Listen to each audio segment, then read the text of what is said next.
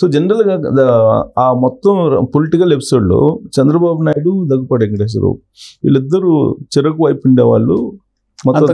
రామారావు ఇప్పుడు ఆ పీరియడ్లో ఒకటైనారు ఇద్దరు, ఒకటయ్యారు. అప్పుడే ఒకటయ్యారు. వైస్రాయ్ హోటల్ దాని తర్వాత ఎపిసోడ్ ఒకటయ్యారు అనుకోండి.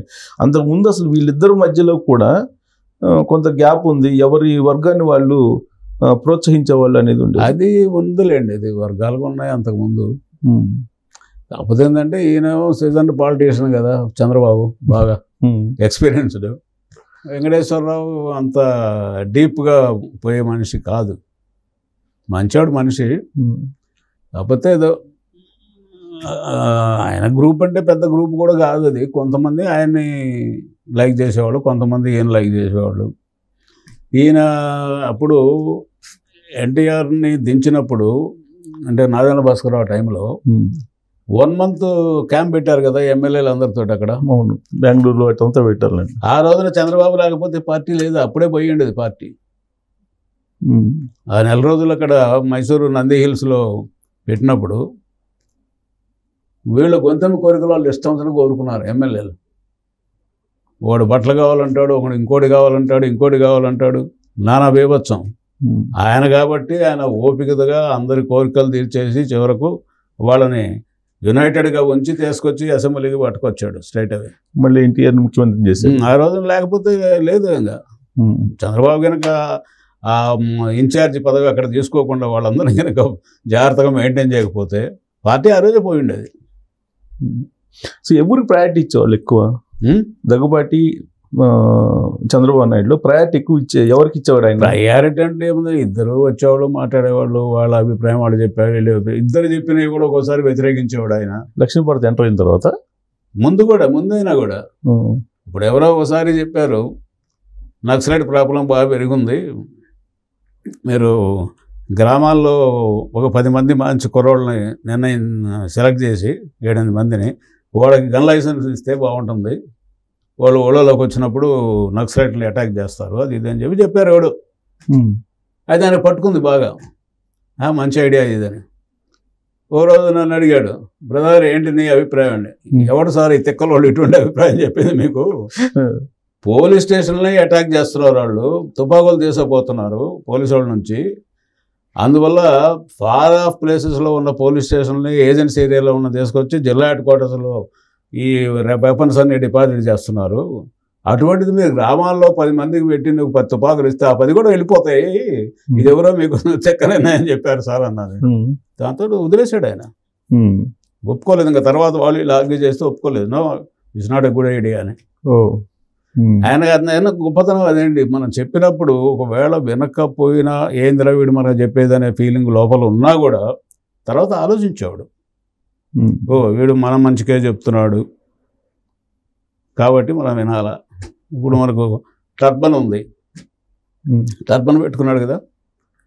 ఒక రోజు మన ఇప్పుడు ఎన్టీఆర్ మార్గ్లో శిల్పులన్నీ మన ట్యాంక్ బండ మీద ఉన్న విగ్రహాలన్నీ తయారు చేస్తుంటే రోజు సెక్రటేరియట్కి పోతానో వస్తానో, ఒకసారి అటు పోయే అలవాటు.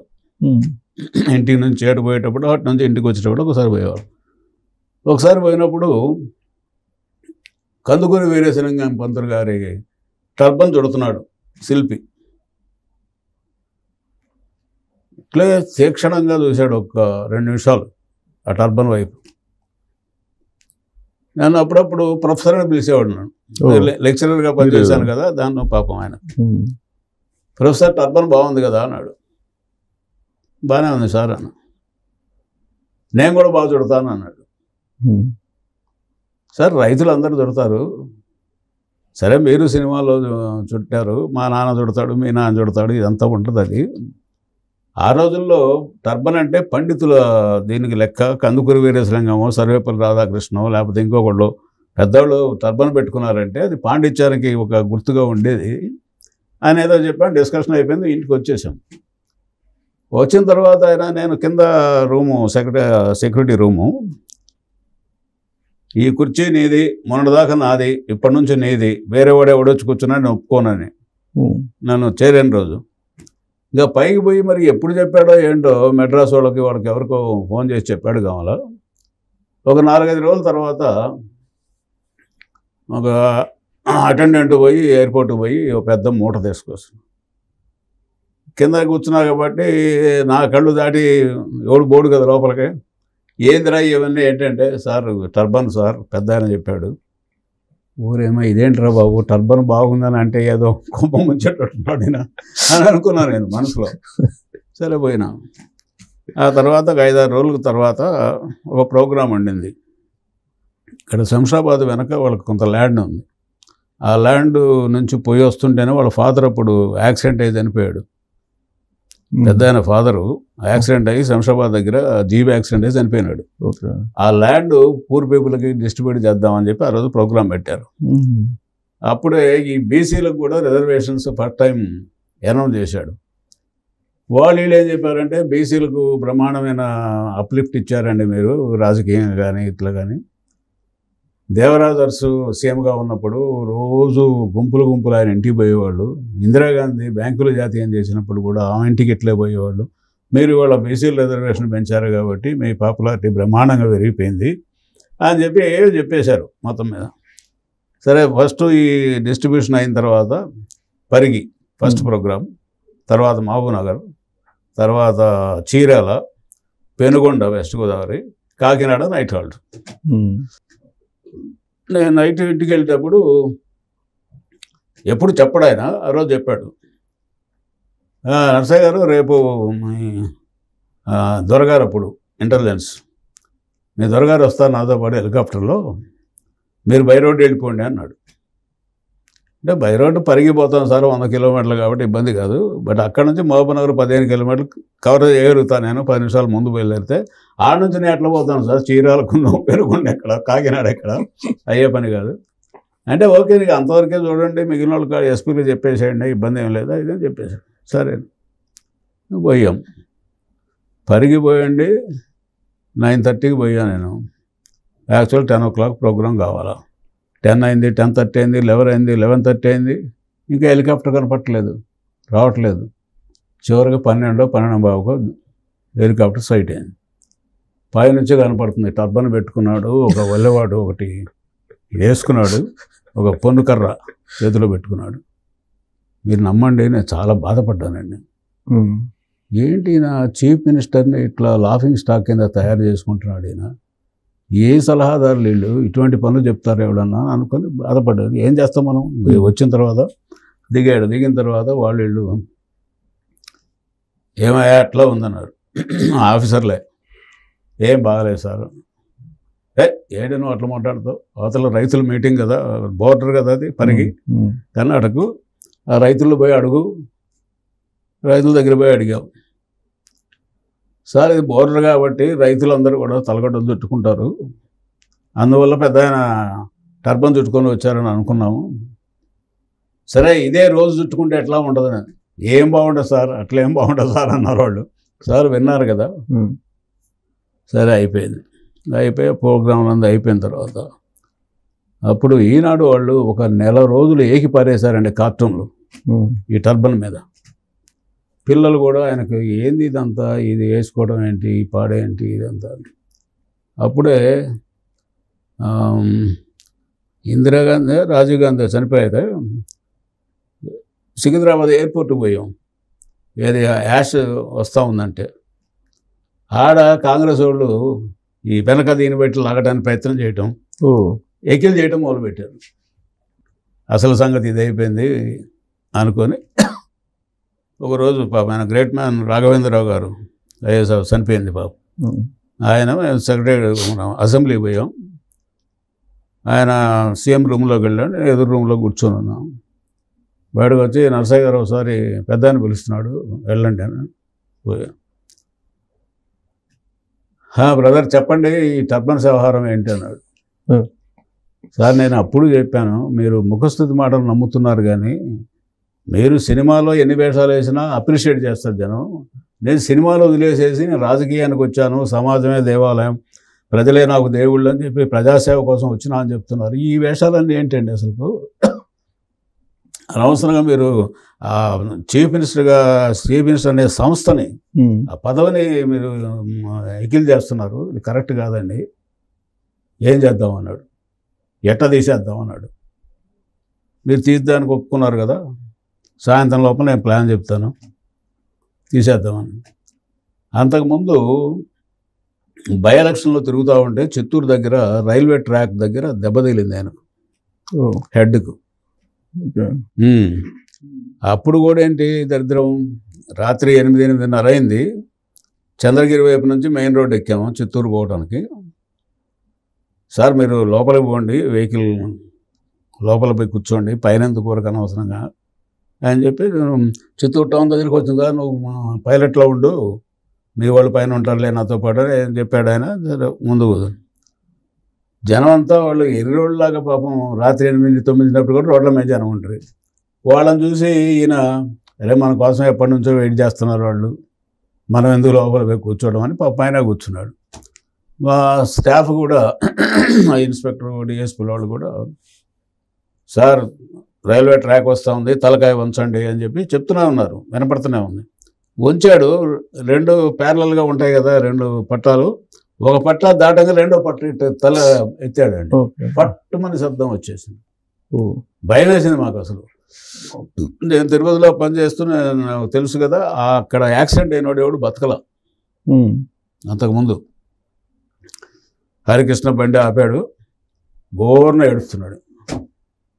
హరికృష్ణ బ్లడ్ ఇట కారుతా ఉంది. హరికృష్ణ ఏడుస్తున్నారా? హరికృష్ణ డ్రైవింగ్ ఏడుస్తుంది ఎవరు? ఈయన చైతన్య, ఈయనకి పెద్ద ఆయనకి తగిలింది. అవును తగిలింది. ఏడిచేది హరికృష్ణ డ్రైవింగ్ ఆయన కదా.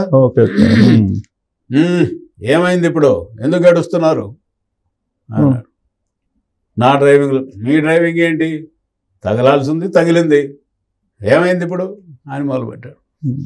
సరే ఇప్పుడు ఝాన్సీ లక్ష్మి గారని కంటెస్టింగ్ క్యాండిడేట్ చిత్తూరులో, త్రివిక్రమ గారు కూడా ఉన్నాడు ఆ రోజు మీటింగ్లో.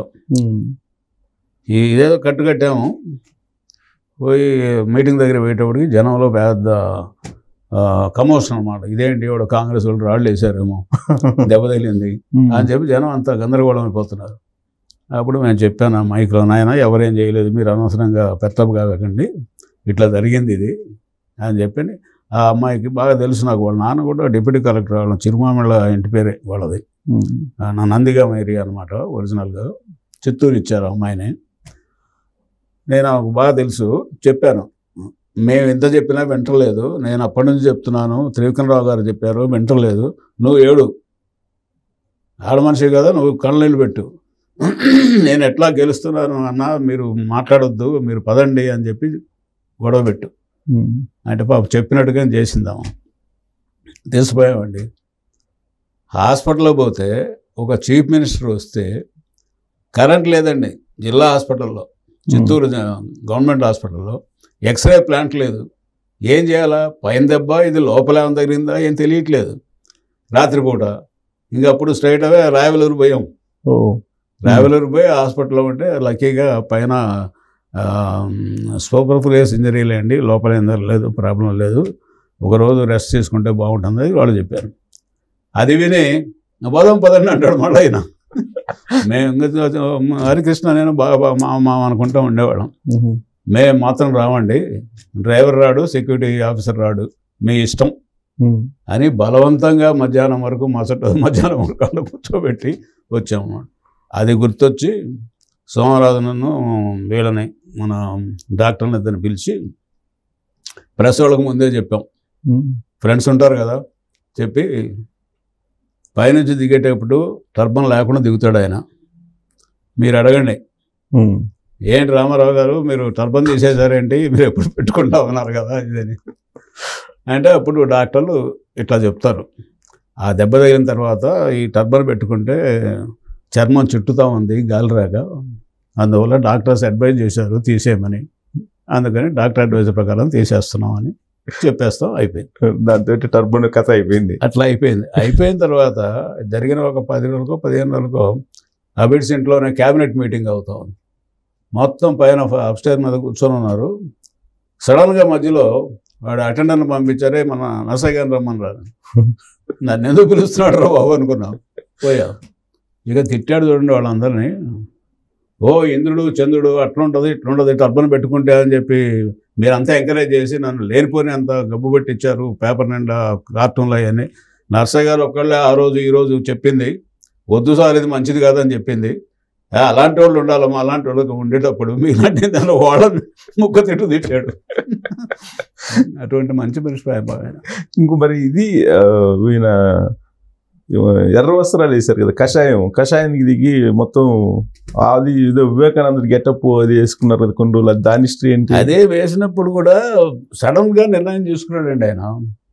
తీసుకున్న తర్వాత, సార్ మీరు కాషాయం కడితే కట్టారు, నేను నాన్ వెజిటేరియన్ తినను, నేను అది చేయను ఇది చేయను. ఎందుకు ఎవడు అడిగాడండి? నేను ఏం తింటామని ఎవరు అడగరండి జనం. నువ్వు నాన్ వెజిటేరియన్ తింటే బాధపడేవాళ్ళు ఎవరు ఉండరు, వెజిటేరియన్ తింటే సంతోషించేవాళ్ళు ఎందుకు ఉండరు. ఎప్పుడు కూడా అడ్మినిస్ట్రేషన్లో కమిషన్ ఉండకూడదండి, you should not commit. Omission ఉండొచ్చు, ఒమిషన్ ఉంటే నేను చెప్పలేదు కదా అనొచ్చు, మీరు అట్లా చేయొద్దండి ఇటువంటి దాని చెప్పేవాళ్ళం. తర్వాత పాపం ఆయనకు ఆ కాషాయం అంటే అప్పుడు ఏదో ఎవరో చెప్పారని ఏదో మొత్తం మీద ఆయన జ్ఞాని తెలిసింగ్ స్వామీజీ అనేవాడు కాషాయం చూసి, అట్లా వచ్చేసింది ఆయనకు పాపం. అట్లా అలవాటు పడిపోయారు. ఒక మూమెంట్ లో స్వామి వివేకానంద ప్రతిరూపం అన్నట్టుగా కూడా ఆయనే అనౌన్స్ చేశాడు, ప్రెస్ స్టేట్మెంట్ ఇచ్చాడు. నా కోపాన్ని ద్వేషాన్ని అన్ని వదిలేస్తున్నాను అది ఇది ఒక పెద్ద ఉపన్యాసం ఇచ్చాడు. నాన్ వెజిటేరియన్ మానేస్తున్నాను అది అని. అయిన తర్వాత చెప్పి, ఎందుకు సార్ మీరు ఇవన్నీ మాట్లాడతారు, నువ్వు నాన్ వెజిటేరియన్ మానేసావా? మానేయలేదు కదా. అసలు ఎవరు అడిగారు నిన్ను నాన్ వెజిటేరియన్ మానేయమని? ఎవరు చెప్పారు నీకు? అవసరం లేదు కదా. ఇంకోటి అసెంబ్లీలో ఆయన్ని అంటే దిగిపోయిన తర్వాత ఆయన అసెంబ్లీకి వెళ్ళినప్పుడు స్పీకర్గా అప్పుడు యనమల రామకృష్ణ ఉన్నప్పుడు ఏదో అవమానపరిచారు అని అంటారు. ఏంటి సార్ అది, ఏం జరిగింది? అంటే కట్ చేశాడని మైక్ ఇవ్వలేదు. తర్వాత అప్పటికి పార్టీ చీలిపోయింది కదా, ఇంకా పార్టీ చీలిపోయా, ఈయన మైనార్టీ అయిపోయా. అవును, అదే స్పీకర్ ఈయన కంటి నీళ్ళు పెట్టుకొని వచ్చారు, కన్నీరు పెట్టుకొని వచ్చారు అంటారు అసెంబ్లీ నుంచి. అప్పుడే కదా మరి నన్ను అవమానం చేశారు. నేను పార్టీ పెట్టింది నేను, వీళ్ళందరికీ టికెట్లు ఇచ్చింది నేను, గెలిపించింది నేను, నా పేరు పెట్టుకొని గెలిచారు, ఇవాళ నన్నే పార్టీ నుంచి బహిష్కరిస్తున్నారు అని చెప్పేసి మళ్ళా సీఎంగానే నేను అడుగు పెడతానని చెప్పి బయటకు వచ్చాడు కదా. బయటకు వచ్చి మళ్ళీ పోలా, మళ్ళీ పార్టీ పెట్టారు ఎన్టీఆర్ టీడీపీ అని, సింహం గుర్తుతోటి. ఎన్టీఆర్ టీడీపీ అనేది ఆయన బయటకు వచ్చేసి అప్పుడు వాస్తవానికి ఏంటంటే ఒరిజినల్ టీడీపీని కోర్టు రికగ్నైజ్ చేసింది. అవును, ఇప్పుడు ఆ అకౌంట్స్ డబ్బులు కానీ ఇవి కానీ అన్నీ కూడా సింబల్ కానీ అన్నీ చంద్రబాబు గ్రూప్కే రావాలని చెప్పి అనౌన్స్ చేసింది.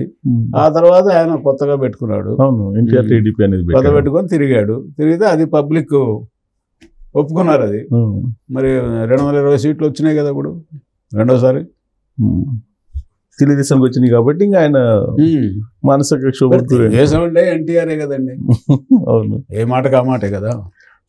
సరే, రామారావు గారు ఇప్పుడు చంద్రబాబు నాయుడు గారికి అమ్మాయిని కూతుర్ని ఇవ్వడానికి ఏంటి, ఆయన అప్పటికి మినిస్టర్ అయిన కారణంగానేనా?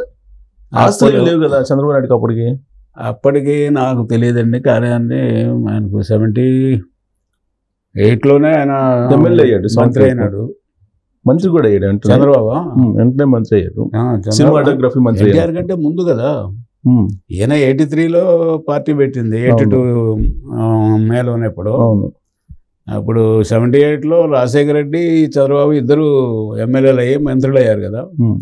ఆ మంత్రి అయిన తర్వాత మరి కారణం ఏంటో, ఇంత చిన్నతనంలో మంత్రి అయినాడనే దీనిలోనో, లేకపోతే అందులో సినిమాటోగ్రఫీ మినిస్టర్ అయినా మరి దానివల్ల సంబంధం అయితే కారణం ఏంటో తెలియదు మనకి డీటెయిల్స్గా. ఇప్పుడు మీరు సిఎస్ఐఎల్కి ఆయన పార్టీలో ఉన్నారా? ఎవరు? చంద్రబాబు నాయుడు. నేను సిఎస్ చేరిన తర్వాత ఆయన పార్టీలో చేరాడుగా. అప్పటికేనా మీరు చేరిన? అప్పటికే చేరాడు, అప్పటికే వచ్చింది. ఒక 6 months చేరలేదండి ఆయన. అదే ఓడిపోయారు అప్పుడు, చంద్రబాబు ఓడిపోయినట్టు. 83 ఓడిపోయిన తర్వాత 83 ఎండింగ్కి వచ్చేసాడు పార్టీలోకి. ఆ తర్వాతనే మళ్ళీ నాదన భాస్కరరావు గొడవ అయింది. ఆయన వీళ్ళని వచ్చిన తర్వాతనే. అప్పుడు ఉపేంద్ర ఈయన అంతా యాక్టివ్గా ఉండేవాళ్ళు కదా.